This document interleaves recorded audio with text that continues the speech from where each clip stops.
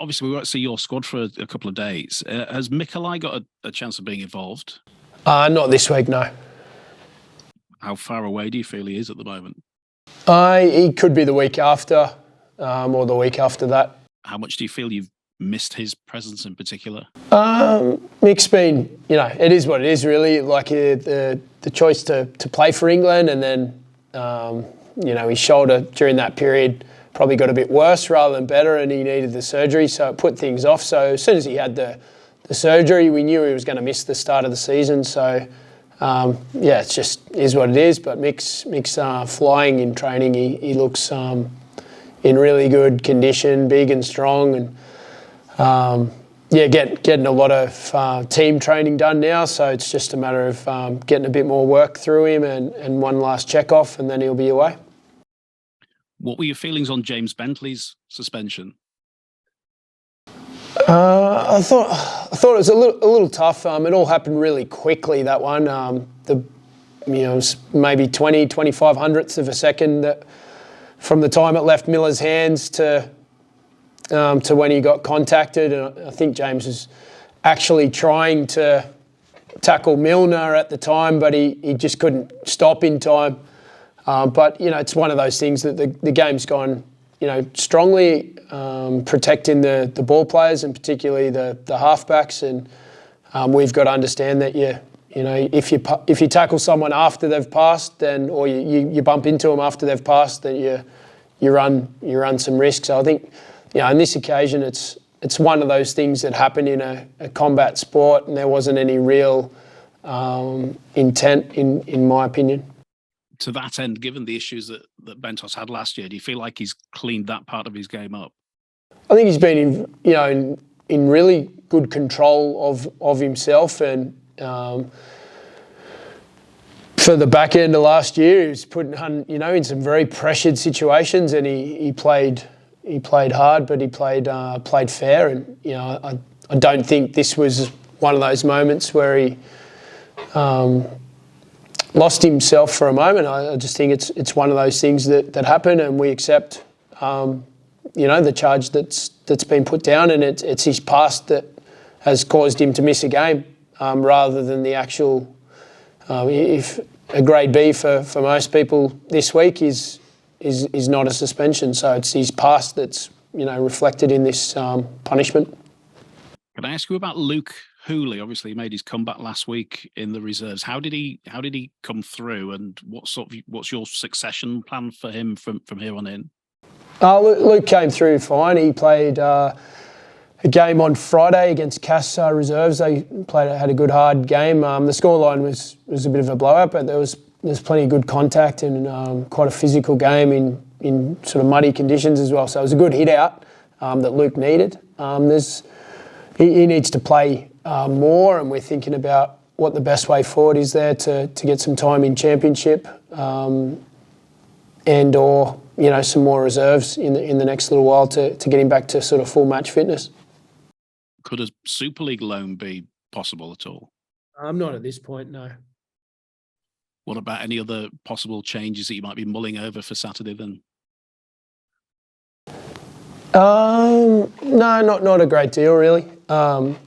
We've got a couple of guys that didn't play that are there or thereabouts in our squad. So we'll see. We've had a little bit of illness in the camp and a few bumps and bruises that we're still getting over, but we'll sort of know a bit more tomorrow and then Thursday and lock a team in for Saturday. Obviously, the Kruise news happened very quickly last week, and everyone was sort of taking it in. Have you had a chance now to sort of come to terms with it and think about where you go next with it in terms of possibly bringing someone in to replace him? At this point, we're not looking to replace. He hasn't actually left yet, to my knowledge. So we feel we're in a good position there with Jared O'Connor has done a tremendous job there, and Corey Johnson's back to full fitness and full health, and he did a great shift in a really strong Bradford win on Sunday. So Corey will be not too far away from getting some game time to support Jared if needed, but also see Jared as an 80-minute proposition. He's got such a good motor and a competitive nature, and he just loves playing for the club and loves playing with our guys. So, I'm sort of just focused on the guys that are here and preparing for the game. I haven't put a lot of thought into the departure or the potential departure. But as always, we're always on the lookout for strengthening our squad. So we'll see what happens in the next weeks and months. What's your take on Catalan at the moment then? Yeah, it's an interesting one. They're obviously playing well and finding different ways to win. They've been very competitive every week, like playing hard and playing with a lot of control and a lot of discipline in a couple of games. Probably not as much last weekend, as Coach McNamara spoke about post-game as well. But they're a strong group. They've been missing a lot of sort of their import, sort of British or Australian-based players, and but playing really well. A lot of the French players have stepped up and stepped forward, and it's strengthening their squad. And there has been some talk around Tompkins and Pearce and Tokiaho and those guys being back this week, but they've been playing well without them. So, either way, we're in for a battle, and we're something we're excited about. And just lastly, for me, given the performance last week, what do you want to see the greatest improvement in this week? Play the ball at the end of your carry. Probably was the thing that hurt us the most. I thought we were in a good enough position without having played great, but a good enough position midway through that second half to come home strong, but we just didn't give ourselves a chance. So, that happens to every team at some point. You make some critical errors back to back, and on a slippery, muddy night, it's sometimes hard to get back. Just on Kruise, there's been talk that he's joined the Titans. There's nothing been formalised yet, as far as you're aware. Sorry. As far as I'm aware, no. No. Has he been away from the club since last week? We've given him some training options and ideas to do on his own elsewhere. Yeah. Have you had any contacts with him yourself? I'm trying to think when the last contact was. I have had some contact, but not a great deal, no. Have you moved on from the Kruise situation now as a coach? I can only focus on the players that are in the building and preparing for the weekend. So, that's where my focus is. Yeah, you've indicated you're happy with your hooker options. Does Kruise's departure or potential departure give you scope to strengthen other areas of your squad if necessary? It could do, depending on who's available, and we don't have a quota spot at this point in time, so it'll be restricted to obviously UK-based players, and there's generally a bit of movement through the middle part of the season, so we'll just see where we're at. Have you had a look yet, or is it just a case of seeing how this develops and then going from there? Recruitment and retention is a daily process for me, so I'm always looking and thinking ahead. So that'll continue. Just a quick one. Have you been able to have a much more, almost like more focused week in camp this week, given the disruption that last week's news caused? Maybe. I'm not sure that last week caused a great deal of disruption. It may have to some individuals as they found out about the release request. But to me, it wasn't a distraction. And you touched a bit before about the French players carrying Catalan through in the face of injuries that they've had. Does that show the progress that Catalan have made in France, that the French players can sort of carry them through and basically get them to 100% record so far? I'm still relatively new to Super League.